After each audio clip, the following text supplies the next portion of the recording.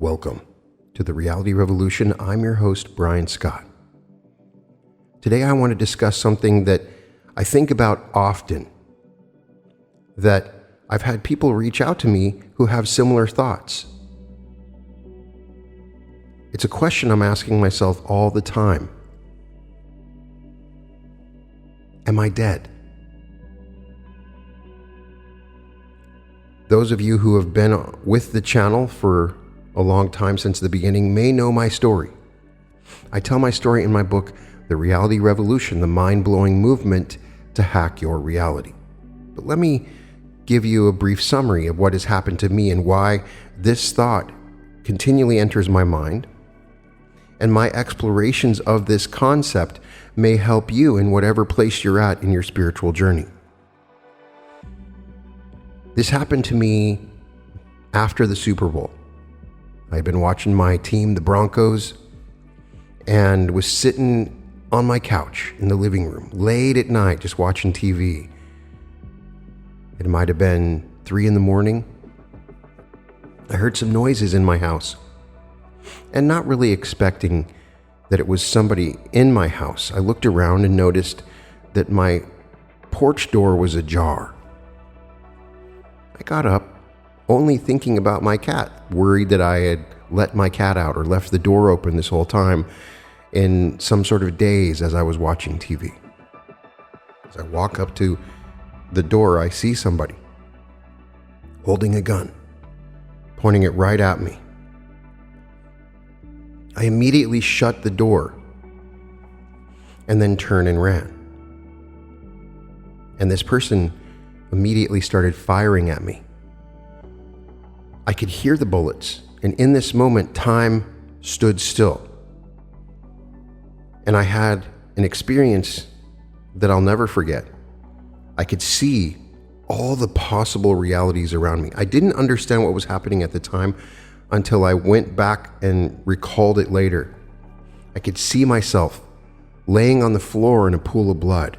I could see myself crawling along the wall with blood. I could see myself dead. But as I'm running, I can hear the bullet click, leaving the chamber.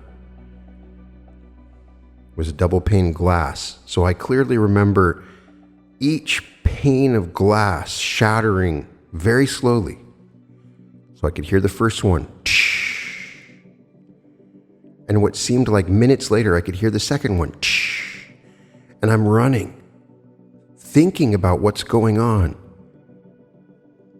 I had a feeling of peace come about me. I wasn't scared, but clearly something unusual was happening, and part of me thought I was dreaming. And as I'm running, I can feel something hit my back. I continue to run to the other room, and I see someone else there. They begin to fire at me, and I felt like I was in the Matrix. I could see the bullets clearly, not a blur, go by my eyes and hit the wall. So I ran out the front door. I was in the middle of a home invasion / robbery, and they began to run away. After contacting the police, and they show up and they say, "Hey, you probably need to have your back checked out. It looks like it's bleeding." And it turned out that a bullet had hit my back. This was a .22 bullet. It had gone through the glass, so that might be why it had slowed down, but it was incredibly unlikely. As I studied the physics of it, the bullet should have entered into my body, and it would have been very destructive, even at that slower rate. But it simply hit my back and bounced off of it. They go to the doctor and they take an x-ray and they say, yeah, it didn't enter your body. After this happened, my life completely changed. I experienced a variety of very unusual reality glitches.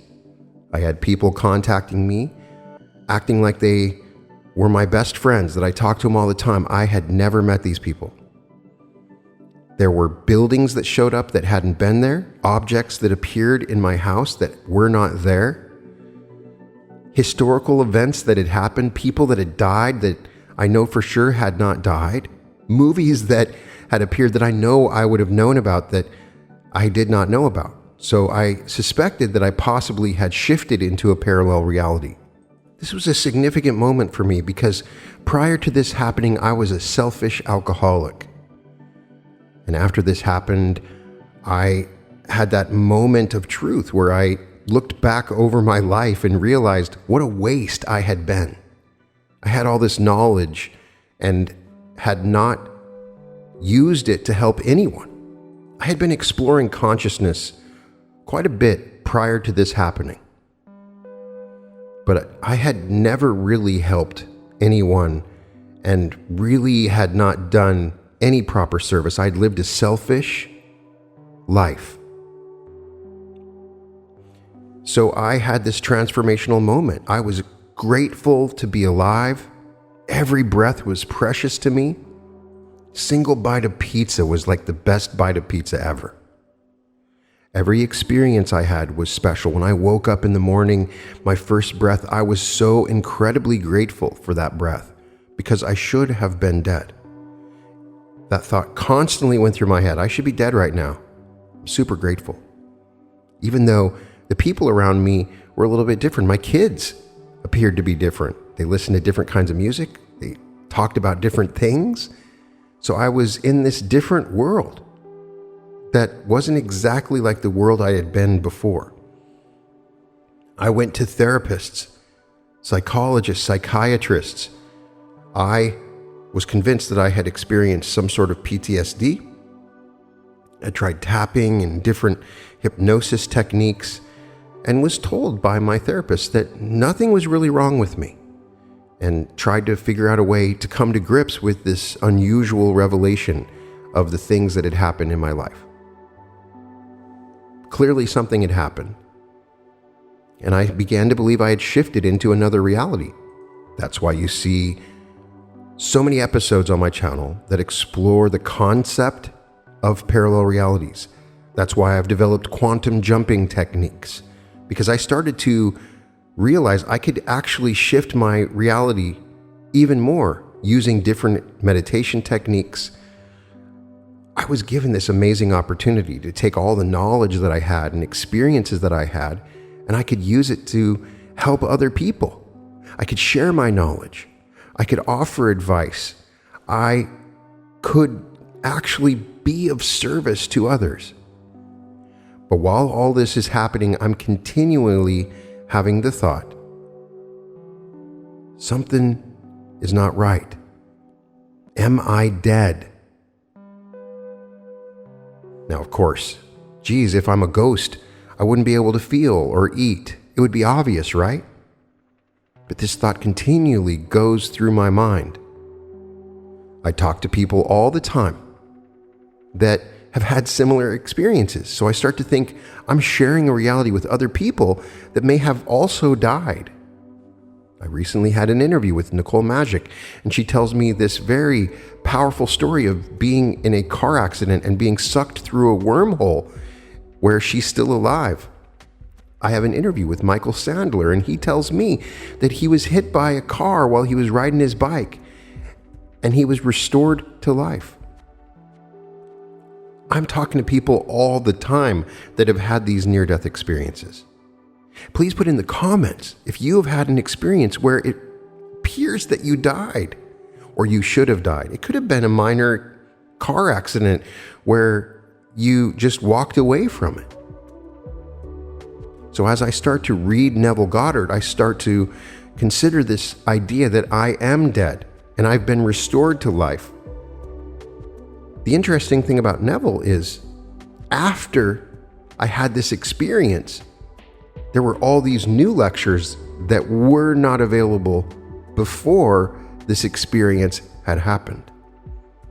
Neville explains that we're already all dead and that we can reach the age of 95 and have lost our teeth and our hair, and then when we die, we are seemingly restored into another portion of time at the age of 20, where We have all the same issues. We have a memory of being 20. Our memories are the same. We wake up in the morning, we think we are the same as we are always right now. And we go upon paying our bills and being fearful of death in this other reality. But I continue to have this question, am I dead? I continue to ask my guests, psychics, experts, can you tell me if I'm dead? How do I know if I'm dead? Nobody really gives me the most salient answer to that question. They can tell me, well, you're not dead, but that might be one dead person telling me that I'm not dead. So I start to read about this and I find there's a condition called Cotard syndrome where people think that they're dead. Most of the symptoms that are discussed there are nothing like what I'm going through. Usually this occurs with extreme damage to the brain or psychotic depression or schizophrenia. When I talk to psychiatrists, they don't say I have those kind of symptoms. It appears that what I'm experiencing is something more spiritual. Neville Goddard explains that we experience this on a regular basis, a little different than reincarnation. We awaken in a 20-year-old body, restored with the memories of being a 20-year-old, and we continue to live our lives. A really good lecture where he explains this concept is Tested and See from 1969. Neville is answering a question about what is referred to as the second death in the book of Revelation. Neville says the second death only appears really in the book of Revelation, and the only death is this: if I do not now in this world have the experience of the risen Lord, I will continue and be restored. Now, Neville explains in many of his lectures this experience he had where he awakens and realizes that he is God, and he calls that the experience of the risen Lord. He explains it's not death, really. I am restored to life to continue until it happens, but people don't quite understand that when one departs this world, that the world does not terminate at the point where my senses cease to register it, that he continues restored, unbelievably new, and that to us, well, he dies. Well, if he dies to us, therefore he'll die again. That dying again is simply going from one stage to another stage to another stage. He doesn't really die as told us in the 20th chapter of the book of Luke. In other words, it is called death, but if you understand it, it isn't really death. As Neville says, because if I drop now at this very moment, you would say, Neville died. And you would name it this day in 1969 and this month, but not this one. Prior to my birth from above, I would have been restored to life, and I would have found myself 20 years old. Not necessarily in the year 1969. I would find myself in the year 4000 or the year 1000, whatever is best for the work yet to be done in me.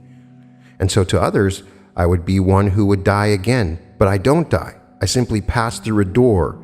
It's so thin, the little garment, the little thing that separates this world from that world, which is not anything more than an extension of this world, is so thin.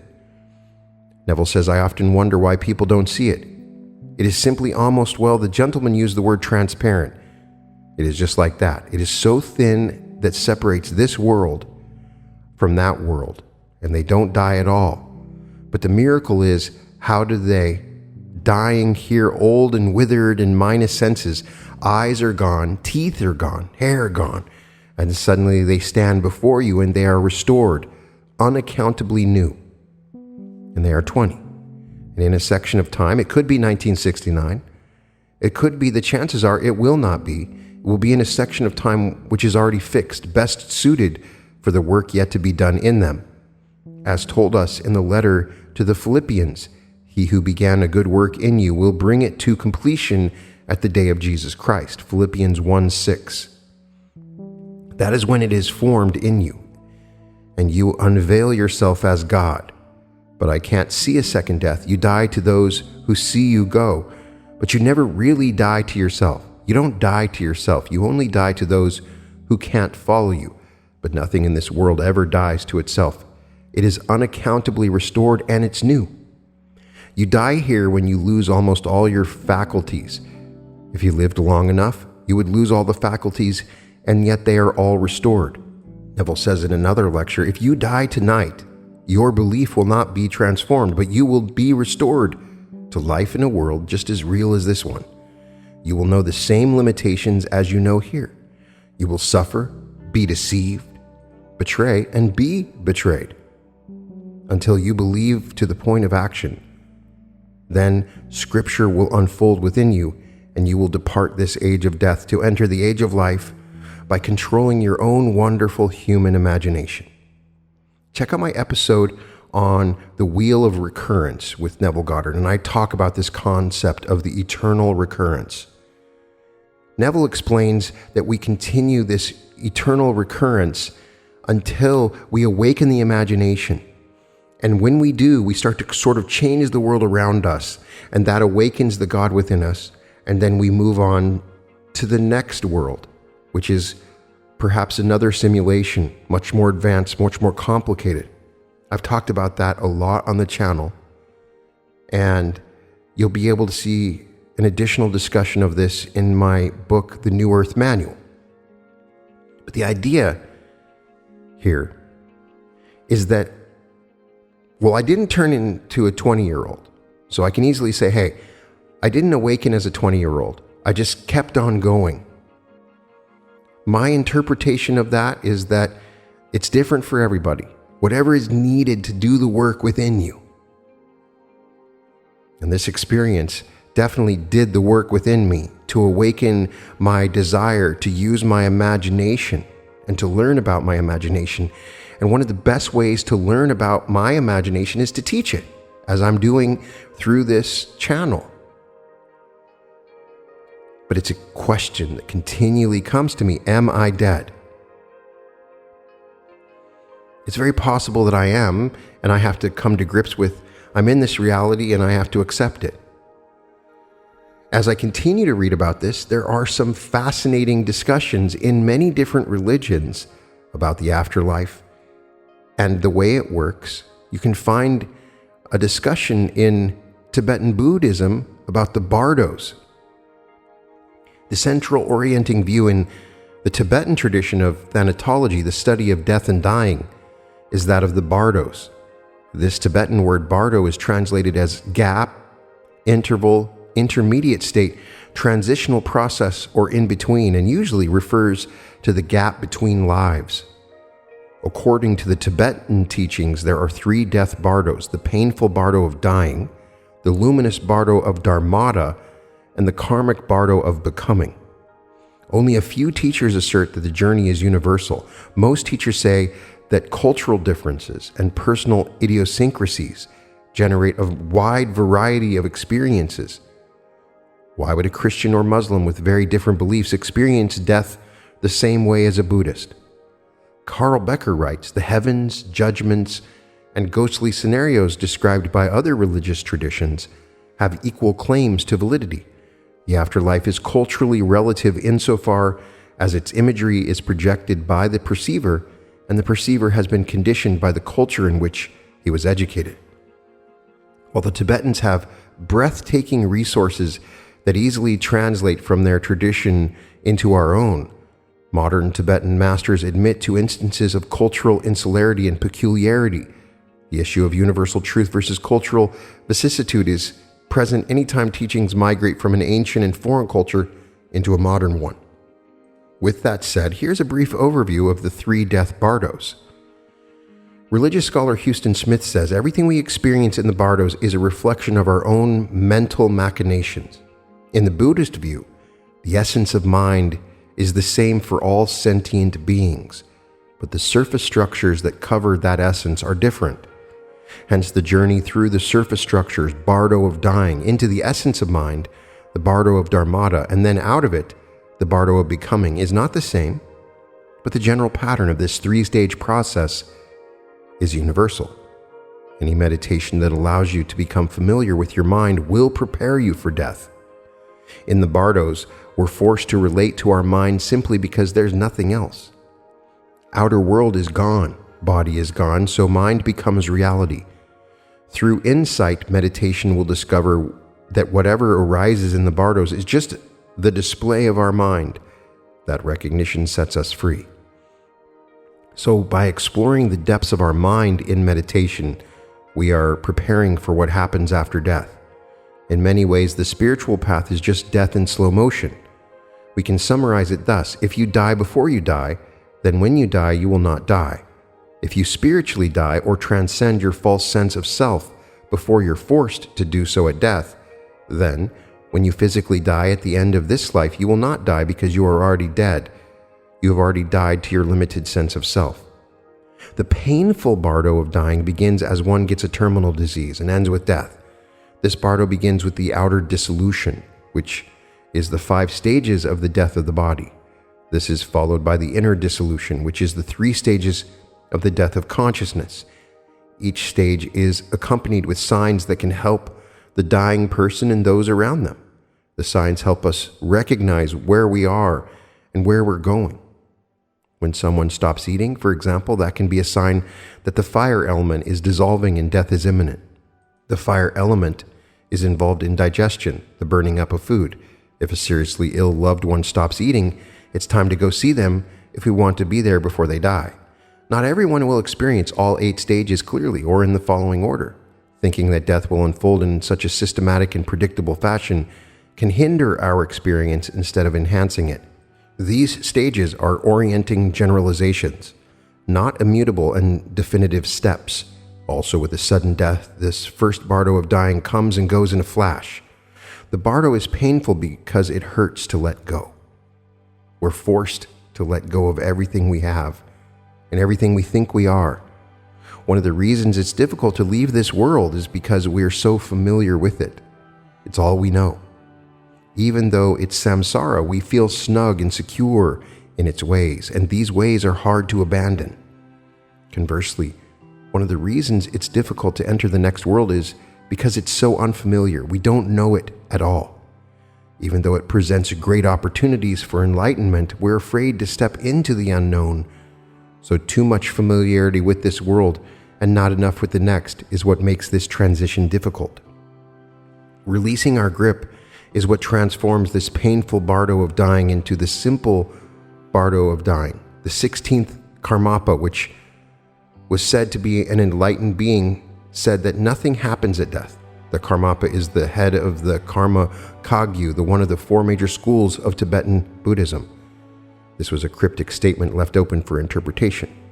One view would be that for someone who has completely let go during life, nothing happens at death because there's nothing left to release. Bardos only exist in samsara, which is defined by grasping and attachment. It is said in teachings that for someone like the Karmapa, there is no bardo. The luminous bardo of dharmata follows after the painful bardo of dying. Buddhism asserts that in this bardo, the nature of mind is laid bare. What is revealed is the same for everyone, but it is not experienced the same way. The nature of mind or formless awareness is raw and naked mind itself before any conceptual or cultural clothing is placed upon it. No thing is obscuring the nature of mind in this bardo. According to these teachings, if we are highly accomplished meditators in the bardo of dharmata, we will see and realize the intrinsic awareness, the true enlightened nature of our own mind as it is. If we can realize and maintain it, we will attain the Buddhahood. For most people, the nothingness, the emptiness, the void, even though it is revealed, is actually not experienced. Unless you have some familiarity with emptiness before you die, it is experienced as no experience, i.e. you black out. If you're unfamiliar with the subtle states of mind revealed in this bardo, it will flash by in an instant or be completely missed. Although all of us will see this intrinsic awareness during death, the nature of our mind, the experience of it is so brief that most of us will not even notice it, let alone maintain it.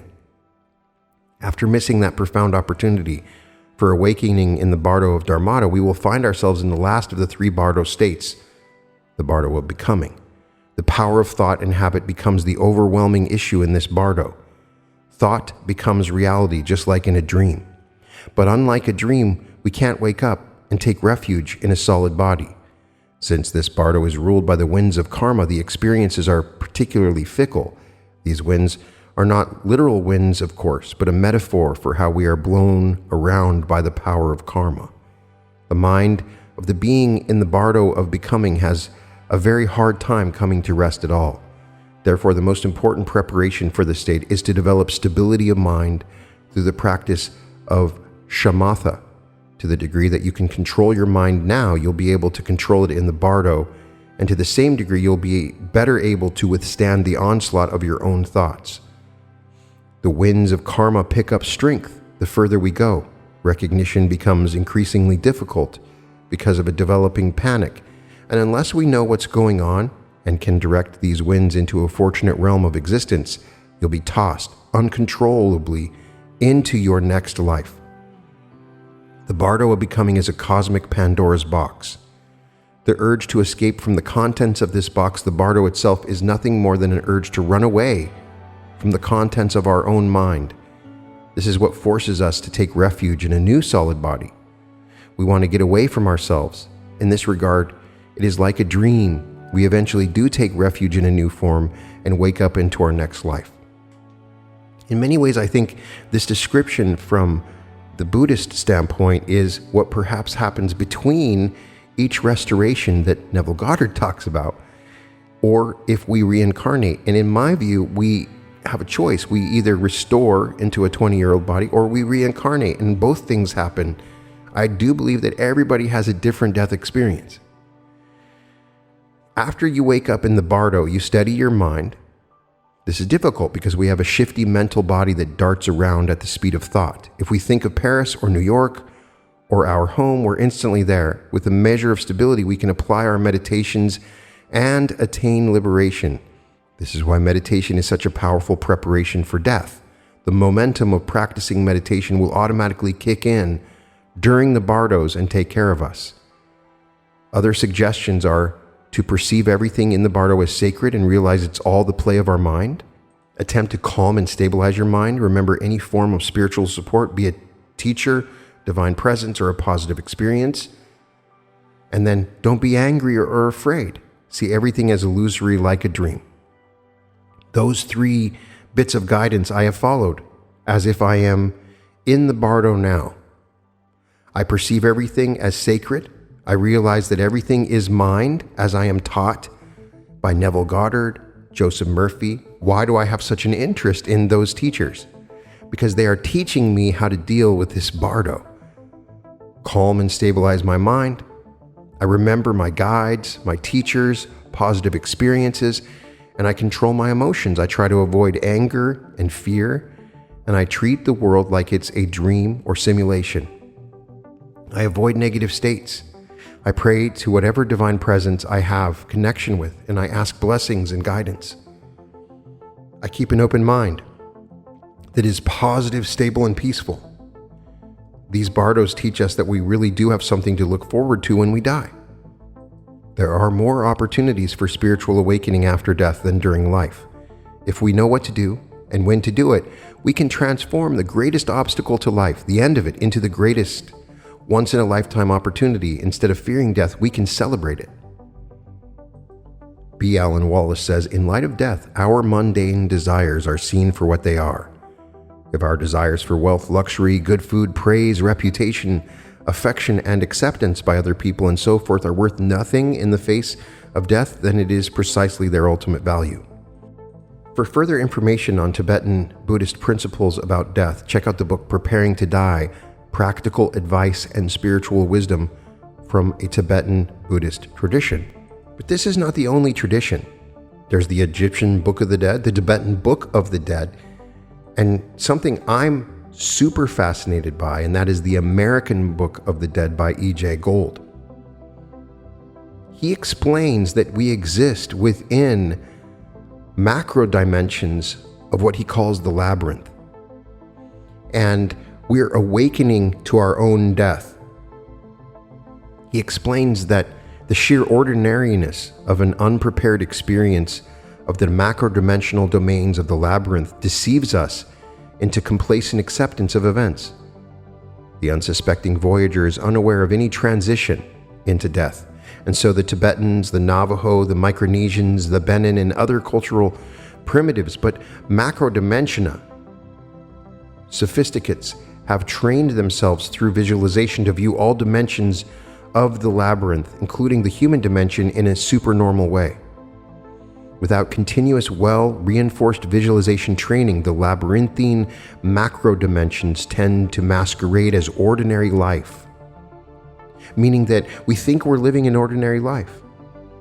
Guides appear, but we explain them to ourselves as simple changes of light playing tricks on the vision. The sweeping tonal harmonics of macro-dimensional sounds we translate to common understandable phenomena: horns of passing traffic, airplanes, music, orchestral, choral, heavily metallic. The mind transforms labyrinth phenomena into ordinary phenomena of the present consciousness. Remember that the nature of the phenomenal world, the lower dimensions, is phenomena. All the phenomena of the organic world, the human dimension, as well as the labyrinth, the death dimension with its macro dimensions, are controlled by the being attention, because higher mind controls itself, unlike lower mind, which is controlled by the environment. But unfortunately, the awareness of an individual generally doesn't include awareness of or control over the mind. What is called the mind in ordinary intercultural translations of higher ideas is simply the result of the activities of the primary attention of the being, the cosmic nature of which is voidness, which is called in this treatise the essential self, that which is one's own, the deepest self, existing only temporarily, dependent upon the biological self. One of the problems with an untrained individual who has not inculcated within himself first-hand knowledge of the subtle feelings and sensations of the macro-dimensional domains of the death labyrinth, which during the lifetime are hidden under the dominant organic feelings, perceptions, and sensations of organic life, is to actually notice the unusual non-organic nature of the macro-dimensional environment without dropping into blackout, waking up only after it's all over. A normal human primate, given the usual education and routine life experience, just doesn't have the slightest idea of what's going on, where they are, what's happening around them, their feelings and sensing their sensations, the events proceeding all around us, not even 1/1,000,000th of it. We can't expect to notice that anything is different in the macro dimensions of the labyrinth when the only difference is the quality of the experience and not the imagery. That's why we need to train ourselves to feel, sense, and be aware of ourselves and our environment, not to enhance our sex lives or personality, but to be sensitive to change on a much deeper level than the organic mind and its primate level senses and values. Something very little known in the East and definitely unknown in the West is that the voyage in the labyrinth of death continues all the time. Gold says, the labyrinth underlies the organic world. The vibrations of the macro dimensions of the labyrinth are dominated by the organic vibrations, which are heavier and easier to sense through biological machine and human awareness than the direct but subtle perceptions of the dimensional domains. Another fact, you can enter and leave the macro dimensions of the labyrinth at any time for periods of seconds, minutes, hours, or years, up to eternities, and experience rebirth, not necessarily in an infant biological machine. You can be reborn at any time and into any size, shape, and age biological machine, which would indicate that you don't end up just being 20. Everybody's age may be different in your rebirth. Your subjective experience, unless you have had training in feeling and sensing, is as if nothing unusual has happened. All the experiences in the macro-dimensional domains of the labyrinth tend to go unnoticed, and you may take subtle rebirth without knowledge or control. However, once in a biological machine, you insist that those are your memories and your interests, and that you have always had that biological machine. After all, if you had been in the macro-dimensional domains of the labyrinth and then been reborn into the present dimension, you'd know it, wouldn't you? It would be obvious. You would know that you were dead, right? You know you're dead. Have you asked yourself, am I dead? The ordinary individual changes habitation in each of the 6, what Gold calls lower tertiary dimensions without realizing it. Anywhere from 4 to 5 minutes to hundreds of times every few days. But try explaining that to someone who couldn't tell you what's been going on for the last minute and a half. Gold tries to explain different experiences that can happen that would indicate that you're in one of these macro-dimensional domains of existence outside of normal human living. Perhaps you find yourself in a bus or train or a plane or any other form of public transportation, or you're compulsively walking from room to room in a house or apartment and you can't seem to stop moving or reduce the restlessness and agitation, yet you're not actually in an anxiety state. In a small chamber with someone whose face keeps changing subtly as the light is playing upon it. Or if you're alone for long periods of time, in an older hotel room or motel room. You're continually going into a bathroom or kitchen or back and forth from bathroom to kitchen, or waking up suddenly from a nightmare or a dream about yourself having just had a different biological machine, not necessarily of the earth varieties. Driving in a car for a long period of time, watching a clock that moves impossibly slow. Or you're in an older theater with balconies and basement watching a film that seems familiar to you, but you can't remember having seen it before. Usually the film will have an unusual amount of senseless violence, or seem very religious, or both. Or getting a phone call in the middle of the night from someone you know is dead, or apparently attending a funeral for someone else, even more suspicious when the deceased is conspicuously unidentified and perhaps unidentifiable. Or you're lost in a small but unaccountably complex town, or a very large, unaccountably complex city. You'll notice a lot of these different scenarios appear like you're in a dream. And a lot of times I find myself in dreamlike settings, and I find myself awakening within this setting. So, are you experiencing unusual things that are happening that don't make sense? Perhaps you are caught in one of these macro dimensions. Perhaps that's my role now, is to awaken you to your existence within one of these macro dimensions. Now, I'm not saying your life is unimportant. I believe every life in every dimension is important. And there are significant lessons that we are learning no matter where we find ourselves conscious.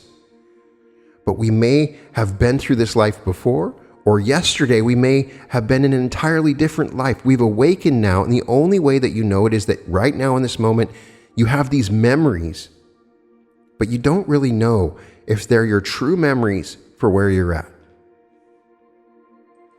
Gold explains that one of the first problems in dealing with the between lives area is realizing that it's not really between lives or reincarnation, but the same life lived through creation, skipping like a flat stone on water into the voidness of non-creation.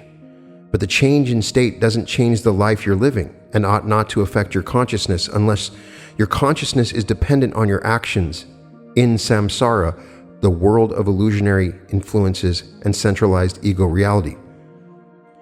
When you first came into the cosmos, your idea principally was, or at any rate your hope is now, to maintain the thread of consciousness throughout your experience in the universe. Usually it works out that what with all the fascination and sudden experiences and emotional sensory shocks and sympathy, with the focus of attention of the biological machine and constant demands on your attention, before you realize you're being dragged into a muddled existence and your thread of consciousness has been disrupted. We could dwell upon it, recalling in vivid, graphic detail how you got caught in biological games, but basically it boils down to the fact that you intend to liberate yourself, and the universe is going to do its damnedest to stop you. And if it can't bring you to a complete stop, then at least it's going to slow you down for a while. The universe becomes like a grasping mother, a Chinese finger trap. For every ounce of intention you have of getting yourself liberated, there's 1 trillion tons of counterintention stacked up against you. So what are your actual chances of liberation? Just how effective is this idea that we can escape from death in the afterlife? Later on, Gold explains there are several fundamental problems in the death labyrinth. One of them is the simplest to spot and the hardest to deal with. You get so caught up in the pursuits of primate life that you're no longer interested in your prime aim as a voyager, the aim you had when you came into the cosmic theater in the first place. And now you're interested in how it all comes out and in doing something about it by changing the experience. You're so interested in all of that that you haven't got the time or interest to waste on all this ethereal and impractical spiritual stuff. No one can force you to practice meditation and spiritual teachings. Maybe this time all you want to do is to refamiliarize yourself with them, not actually put them to use. So you read, you study, you go to a few lectures, you listen to some podcasts, maybe do a little yoga, jogging, or racquetball. If you want to go further out with it, you could change your diet. You wear looser clothes. That's the first major problem of the macro-dimensional domains: no practical experience during the lifetime. The middle of a voyage in the macro dimensions is one hell of a time to get your first practical experience with the teaching. Gold says the prime aim when confronted with the absolute is to realize that you are the shining void without losing yourself. I say without losing yourself to ease the Western mind, but how can you lose what can't be lost? You may lose or consider lost many things during the merging process, but never the essential self. The essential self may have been hidden under a tremendous load of conditioning, but when the biological self has been stripped off, you will see that what's real about you was never lost, hidden under a mound of insufferable egocentricity, perhaps, but never actually lost. Gold recommends reading his book out loud, reading it when you have somebody that has died in your life to them. And this is similar to the Buddhist belief in helping the dead. According to Buddhist beliefs, a great deal can be done to help the dead. They believe that when we die, our stream of consciousness floats free and roams the death bardos, undergoing very powerful experiences.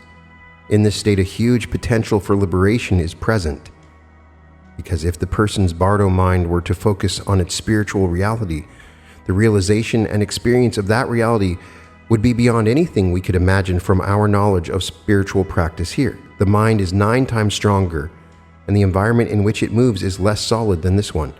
Thus, if it thinks of a place, it will be there. If it is able to focus on spiritual truth, it will immediately be drawn into it, experience it, and be liberated by it.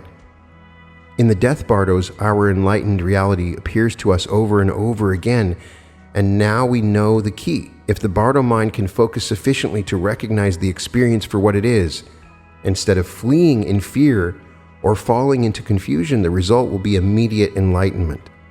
The problem is that although the mind is much stronger, it is also unstable, in the sense that the rational frameworks that held it in place have gone. Think of dream, an apparently simple thing like recognizing the dream as a dream while we're in it is almost impossible for most of us. Thus, the potential for becoming enlightened, which is so tantalizingly close all the time we are there, is constantly missed because we simply cannot get it together to focus and recognize. All the practices to help the dead are based on a knowledge of this above. What they will often do in a stupa is they'll bring the ashes or the body, and they will read the Tibetan Book of the Dead or other readings for 49 days. Upon request, monks and nuns will say prayers beside the coffin for a certain period of time to guide the consciousness of that spirit, encouraging the dead to focus upon their consciousness. According to this information, simply by thinking of someone who is dead, it's like an instantaneous phone call. They will be there. So we can invoke the blessing of universal compassion by meditation and thinking properly of those that are dead around us.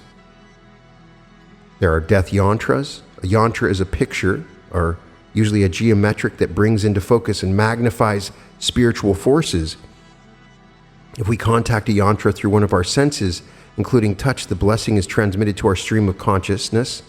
Some Buddhist centers have made up a death kit which contains a set of yantras and an audio tape with chanting of mantras to help the dead. Those are some things that have happened in the past.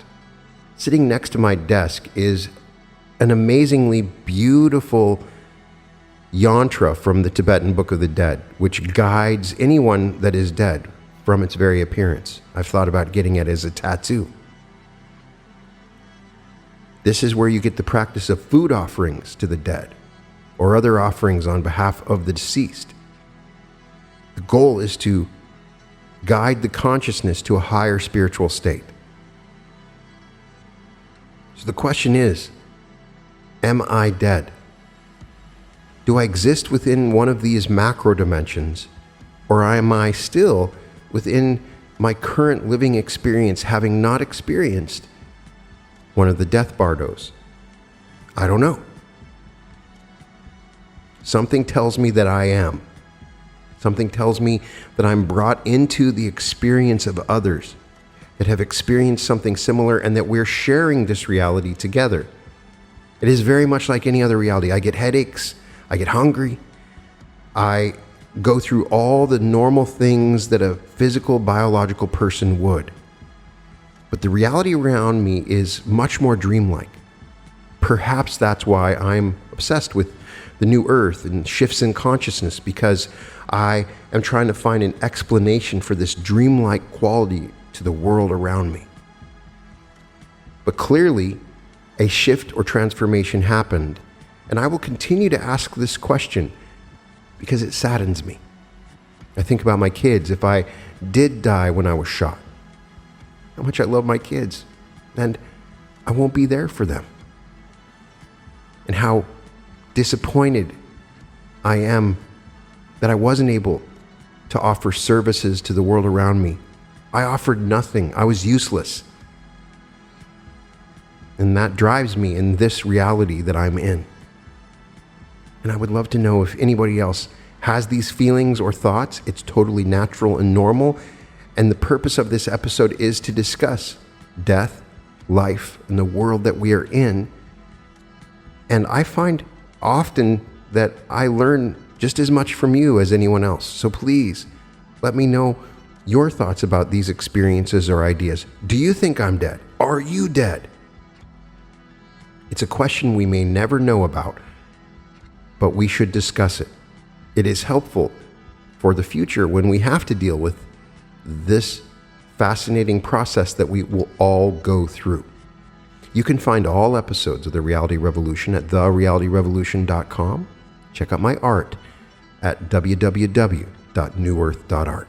I'm sending all my love and blessings to everyone, imagining the greatest joy for you, hoping that my voice in some way can offer you comfort or help in any way. And welcome to the Reality Revolution.